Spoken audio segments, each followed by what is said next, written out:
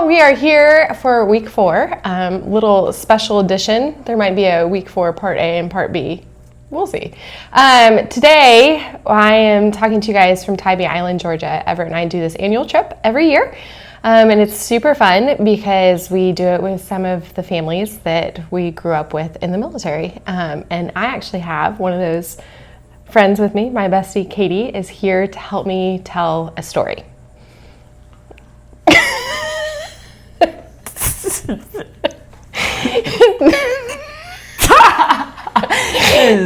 This is Katie. So Katie and I have been friends long time. Yeah. Let's not do that math. No. Our husbands went through basic training together. Her husband, Will, and Jeremy. And they both ended up in 1st Battalion, 75th together here in Savannah. And when Katie and I finally met at Ranger Ball, good time. Circa 2005, it was an instant friendship. And then the boys, being Jeremy and Will, I think it was good for their friendship in some ways because they never, although in the same battalion, were never in the same company, so they worked together, but not two together, if that. Yeah. Yeah. The department store. Yeah. Yeah. So the 4 of us were pretty close, very close, actually. And I wanted to bring Katie in to tell the story today. It's an emotional story. Yes. I will probably cry, which, I warned you all in episode 1 of why today is just a big day. Today is June 14th, which marks 15 years since we lost Jeremy. And I was thinking about this because this day doesn't just mean something to me. I think it means a lot to most of us here on this trip, because the families that are with us either served with Jeremy or were with Jeremy or had a part in just this day 15 years ago. And I think removed from it, You're good. I can look back on it and see some pretty cool parts of God working in it. Oh, absolutely.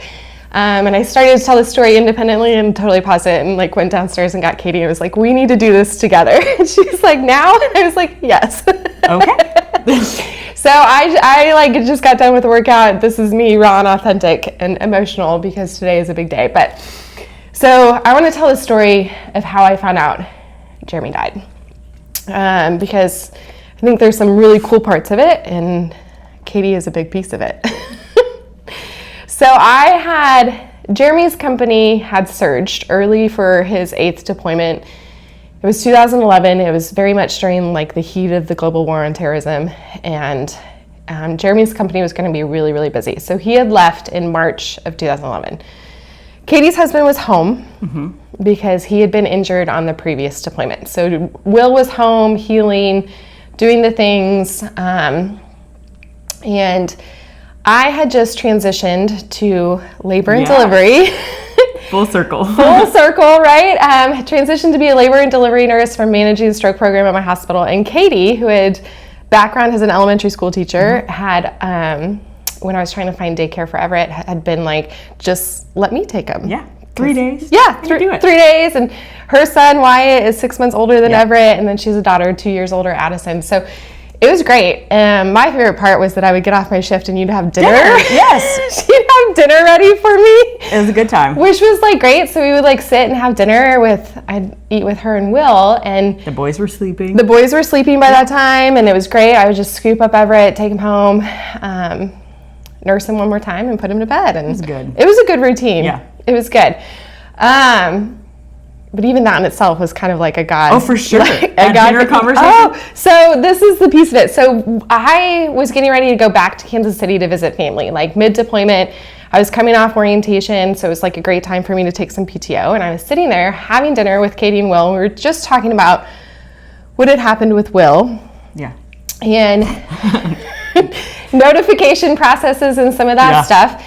And, there's a lot of protocols that the Army follows, and they make sense. Sure. They make sense. There's reasons for them, and I don't know. But there's also some times where they should be broken. Yeah, I was going to say, it doesn't make sense. Right.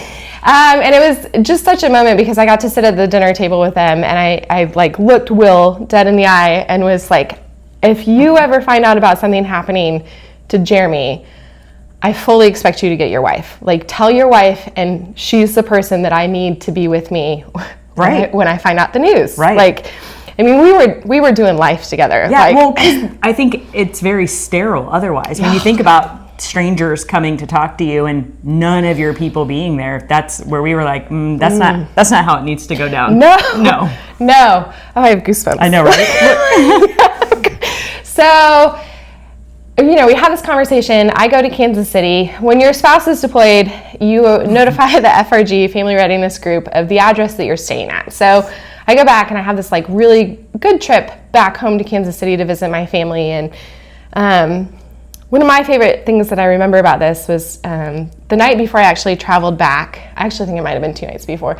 Jeremy called and we just had like the most beautiful conversation. And which didn't always happen when he was overseas. Like, they're busy. Sometimes it was just a quick, hey, checking on you, checking on the baby type conversation. But this was one where he called and he was like, I can't sleep. So I just thought I'd call and see what you were doing. And turns out he probably couldn't sleep because he was getting ready to go on a pretty intense mission. But we got to sit out on the back porch and just shoot the shit, man, about life and parenting and dreams and where we had come from, being 2 young kids that got married. And those are good deployment talks. Yeah. Yes, like just good for the heart. And I think of that very fondly because I think that was like the last really good, it was the last conversation Jeremy and I had, actually. So I get ready to travel back with Everett, and my parents take us to the airport, drop us off at the Kansas City International Airport, and we are flying back to Savannah. And we are stopping in Atlanta for a layover. There are no direct flights, so we were stopping in Atlanta. And I feel like I was up in the air with my infant. Oh my God. Just having no idea what was unraveling on the ground. That's what we were going for. Below me. So my parents get home from taking me to the airport, and they 2 men in dress uniform show up at my parents' house, which I should tell you, my baby brother was also on his very first deployment. Patrick was on his first deployment with 1st Battalion 75th. He had just left, 2 weeks before? 3 weeks? Yeah, not long. Not long, because his company did not search. So he had just left, and he was not married at the time, so his next of kin would have been my parents.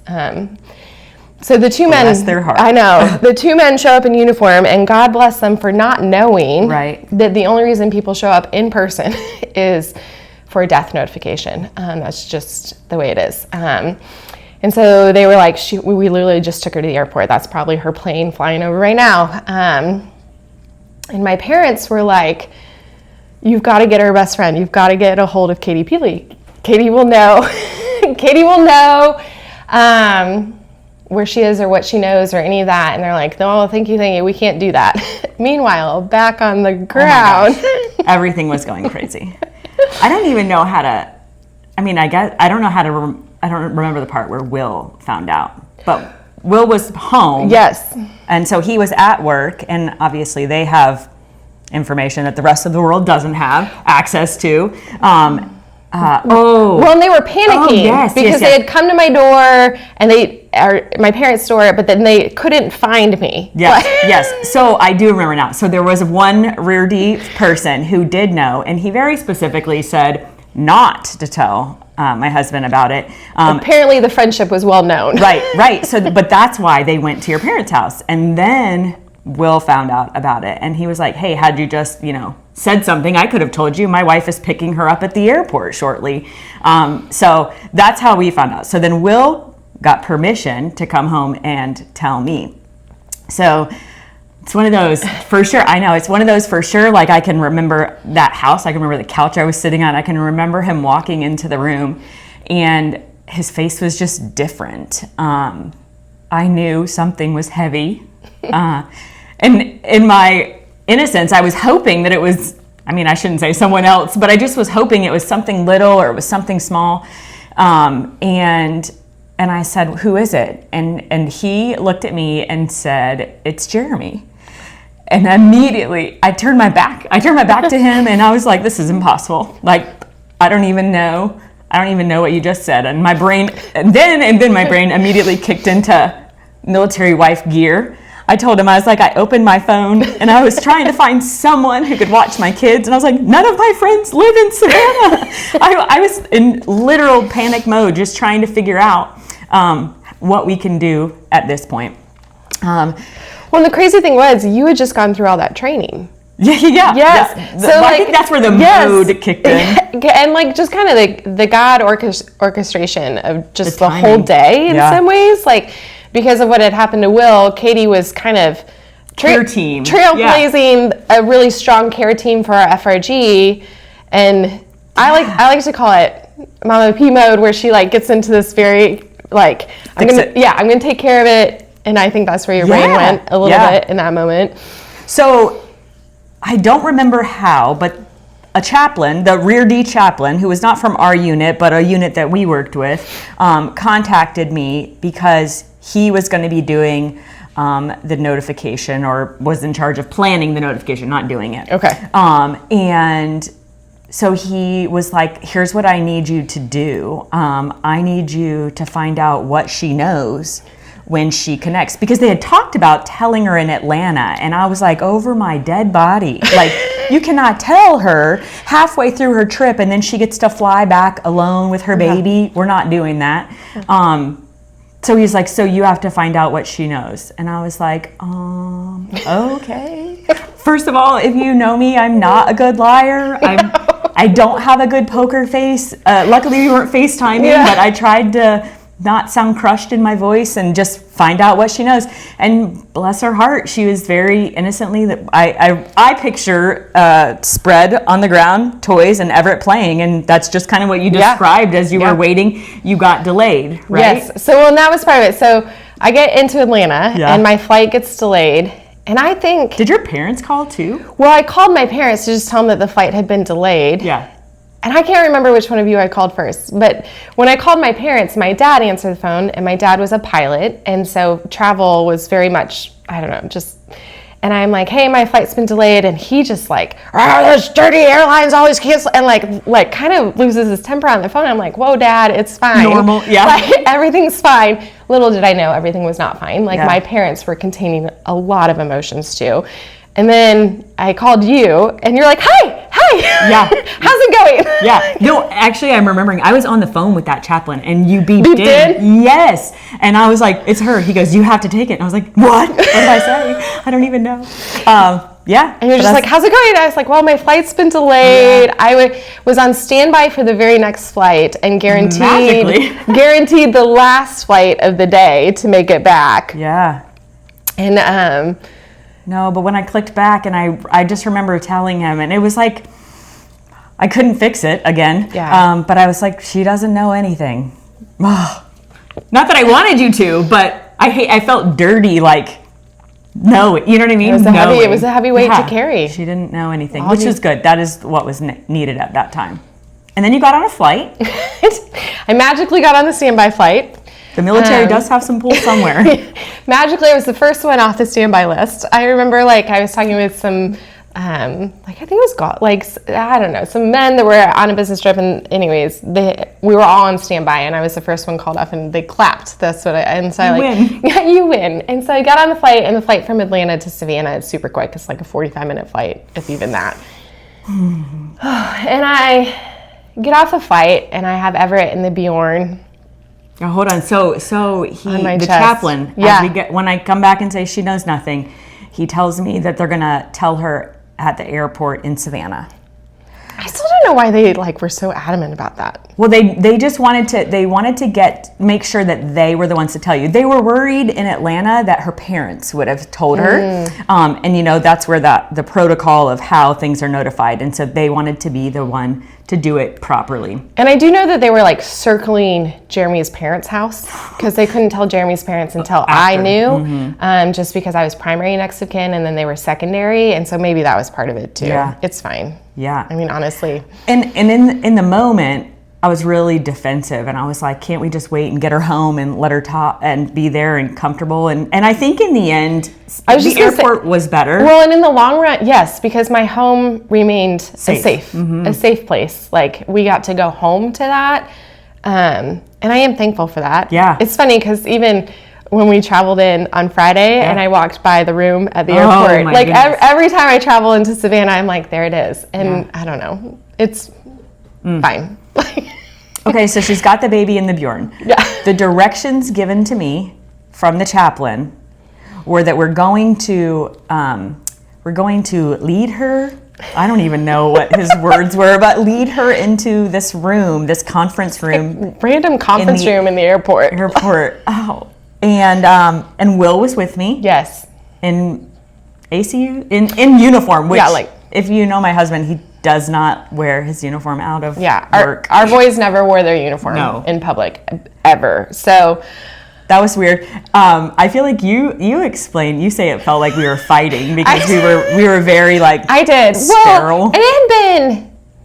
It just had been an emotional time because of Will's injury to start with. Like, there just were big emotions. He really wanted to be on that trip. Yes, he was really upset he didn't get to go on that trip. He had worked really hard to try to be recovered enough, and it just didn't happen for him. And so emotions had just kind of been high for all of us. I feel like I was a new mom. You had 2 young kids. You know, like, there just had been so much going on. And so I remember coming down. I have Everett in the Bjorn. I'm wearing a pink racerback tank top. Isn't it funny the things you remember? And it had stretched out during the day. That's what I remember. Like, it had, because I still was nursing too, and so just all the things. But so I walk, and Katie is at the end of I don't know, the point where you can connect with people, and Will is pacing behind her in his uniform. And I mean, I kind of remember walking up and being like, oh boy, and I make eye contact with you, and the 2-handed wave. Yeah. She's like, hi. You can't fake it. I mean, that's my attempt. And I remember being and my directions. You had been to get Everett out of my hands. Yeah, they were. So they in their, bless their heart, in their military minds, they knew that she was going to be carrying the baby. And I told them that, and they're like, you have to get the baby from her, because they were worried that I would pass out or something. Fair, that's smart. It's fair. But I was like, but she's gonna have that baby strapped onto her. I can't take the baby. I had so many thoughts in my mind that I could just take it away, and that was not telling me when it happened. It's so ridiculous. But sure enough, I gave the 2-hand wave. She came up. And I said, let me take him, and she gave him to me. I was like, but I'm a little worried. Do you remember that? I hand him to you. I'm a little worried my shirt has stretched out. Yeah. This is what I was worried about. Mm-hmm. And you were like, no, it's fine. I've got him. Yeah. And so I hand Everett off. I take the Bjorn off. I remember Will was quick to swoop in. I take my bags, whatever it was. And then it was all of a sudden, one of you was on each side of me. And I remember Will had my arm, the back of my arm, kind of guiding me. Yeah. I was going to run. I was behind. Yeah, I know. I was behind. Oh, sorry. I was behind. So in the Savannah airport, when you come in, you have to go down to go to baggage. And so we knew that that's where she was going to want to go, and we had to guide her to stay on this, the second floor. And one of you was like, we just need to make a quick stop in this room. And I was like, oh, okay. Okay. Stop, don't do it. And so I think I even said this in the last episode, the eternal optimist in me. So we walk into this conference room, and there are 2 men in dress uniform. And the optimist in me was like, you won military spouse of the year or something like that. And I'm like, oh, because also death notifications aren't supposed to happen anywhere but your home. I mean, truly, that's what we had been trained. And again, but I remember smiling. Yes, I was behind with Everett, and when she walked in there, saw them, and she turned and smiled at me. I explained it, but I felt like I was leading a lamb to slaughter. It was. I knew what she was about to walk into, and the fact that she was still smiling going in there was gut-wrenching. You had been guided not to say a word. Right. Once we got in there. So we had a very brief moment of time. I looked at Katie, and you can see she has these big blue eyes, and they were just full of tears. And I remember being like, oh God, this isn't good. And she just shook her head no. So then at this point, though, I knew I was not only had a husband overseas, but my brother, I was his secondary notification. Like, my parents were his primary and I was his second. He had told me that before he deployed. So then I turned to the men and I'm like, oh my God, is it my husband or my brother? In that moment, the men were confused. Because I don't think they were tracking about Patrick. Because they were not from our unit, these poor guys, like, and they were like, and then I just remember I kept like, the cream of the crop. I just kept yelling, is it my husband or my brother? I felt like I was yelling. I don't know. They were very, ma'am, you're gonna have to calm down. We're gonna have to whatever. and then she said, "Is it my husband?" You probably were yelling, maybe talking loudly. She got in a couple of those, and they still hadn't told her. And then I said, and then they sat us down on a couch. There was like a couch, bench, it's just whatever in the corner. It doesn't really matter. And I say it one more time, and then Mama P chimes in, and she goes, "Like, you tell her now, or I will." And they. Whoever it was got down on one knee in front of me and was like, ma'am, on behalf of the United States President, we regret to inform you, Staff Sergeant Jeremy A. And that's it. That's all I needed to hear. And I just knew my whole world was ending in that moment. I curled up in a ball on this sofa bench, whatever it was. I curled up in this ball. And at this point, Will had taken Everett at some point.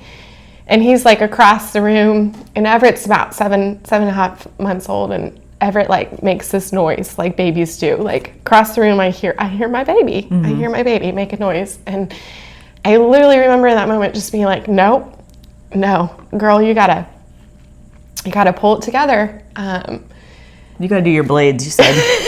What do we do now? So I like took a deep breath. I sat up and I looked at the men and I said, tell me what I need to do. There's a thing, I know it. And I remember the men kind of they were a little shocked, I think, in that moment. Ranger wives are built different. We are our own breed. We got my luggage, got home, and just, oh my gosh, the next 2 weeks were wild. We had to turn it, so part of the notification stress, I think, for the people behind the scenes was Jeremy's body was already in transport back to the States. So like we got home that night, I remember it being like the evening, and the worst part was I got home to a wine glass on my back porch about like, congratulations halfway through the deployment or something. I still have it. I think one of these days I'm gonna like smash it, like destroy ceremonial. Yeah. But we flew around the next day we turned around and went to Dover to meet Jeremy's body. It was wild. It was just a wild 2 weeks. Yeah. But you're right. Amazing to see God's hand in it all. Amazing to see the people that come together to I mean, truly, like, I think of it as the orchestration. You didn't hesitate about knowing because we had that conversation. Yeah. Like, God had put that moment in all three of our lives, being Will's too, of just like, he didn't have to doubt. He knew exactly what I needed to happen. I think of it, we made it to Dover. I didn't find out in Kansas City. I think that would have been really hard for me. Like, I needed to be back in Savannah as much as I missed my family in that moment. I needed the Ranger support. It's the families, they don't get it. And it's not any knock at them. No. They would want to love on you and support you best they can. Yes. But it's just different. Yes. And we, and then it just started like I guess that next day before we went to Dover, that's when all the people would just show up in my yard. Yeah. And Will had Very important job. taken post on my front porch people are kind, and this is what I always say when I talk about empathy and people that are trying. Like, I really was blown away by people's kindness. I just didn't have the capacity to accept it, maybe. Well, you're a hostess at heart. Yes, like so it couldn't. I mean, it just wasn't. It wasn't the right time. Yeah, but people just showed up at my house with food. We lived in Savannah. A lot of food. Yes. And people showed up to my house with food, and we turned around. Yeah, we made it to Dover. That's a whole nother story, but I don't know that it's worth telling. But lots of not enough sleep days, bad decisions. But don't make decisions when you're tired. Yeah, lots of time on an airplane with us. But the nice thing too, I remember this because Katie had been watching Everett. I feel like you were very much it's time to nurse him. Yeah, she would like look at me and be like, time to feed him. And I'd be like, oh, you're right. Like it just like that days that I was going through. And her husband was, gosh, phenomenal. And in Dover, my brother met up with us. He actually escorted Jeremy's body home to me, which another burden. Yeah. Like, and I think that's the thing is this day is not just heavy for me. I think it's heavy for a lot of us, for sure. And I don't know, we still joke about pieces of it, like edible arrangements. Yeah. For sure. A lot of people said edible arrangements. I hate probably like 20 edible arrangements. But I gotta say, I appreciate that. I mean, almost over flowers. Because flowers, a lot of flowers in the house, and then it smells like a florist. So at least it was. And we were traveling back. We froze some of the fruit, and Katie and my mom were like champs at breaking down the edible arrangements. So Katie's mom was phenomenal. She kept Katie's kids so she could focus on me, which was very kind of her. Yeah, I don't know. That's Ranger family though, right? Yeah. Like my family is your family is my family, and we all. You and Will stayed with me until we got back from the funeral. Kansas City, 2 weeks. It was 2 weeks, and I just had I feel like I said I had a posse. Like I never needed to be alone, but I also could be like, hey, I need a minute. Nursing Everett was definitely sometimes my escape. I would just go up to his nursery and be like, I would look at that. Yep. Boy. It's not such a boy anymore. I know. The little Jeremy. Are you kidding me? So it just, I don't know. Mary showed up. I remember it just, everybody's silly. Like it just, all the people, and there's something about military families and doing life together that I think back on that time of my life very fondly. I think it taught me how to be a good friend. Sure. You know, like how to really show up for people. And it was probably one of the things I struggled with the most when I moved back to Kansas City and tried to, I don't want to say acclimate, but like reintegrate into civilian world. Well, and it's almost like making friends as an adult, a civilian adult, is so much different. When we were at that age, we were all going through the same things. Yes. We were at similar stages of life, newly married, husbands gone all the time, babies everywhere. And so, I mean, we could just feel it. We could, I feel like we could see it on each other when a day was heavy. It was amazing. Bring me your kids. Yeah. Drop them off. Like, we were very instrumental in raising each other's kids those first few years, for sure. Yeah.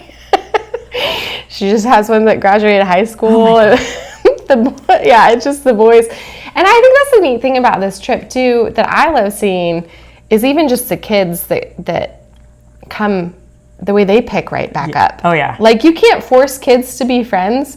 And so give them a log in the ocean and they'll be fine. We spent the day on the beach yesterday, and there was a giant log that washed up, and I mean hours of entertainment for these boys. And did we ever land on how many years we've been doing it? So it's 15 years. It was year 3. Yeah. So it would be 13 years that we've been doing this.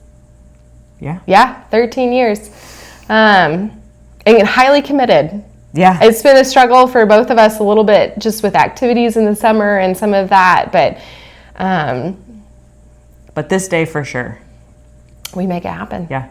And I feel like, I don't know if you have talked to Everett, but like Addison now, my daughter just graduated high school, and she is fully like coming back from college. Like it is in her mind. I think she even imagines like when she's married that she'll still be coming back. I love it. Everett talks about the same thing. Actually, we were just talking about that. We went on a hike during Boy Scout camp, and we're just talking about all that stuff. And he's like, yeah, I feel like, when I'm there with my kids. Yeah.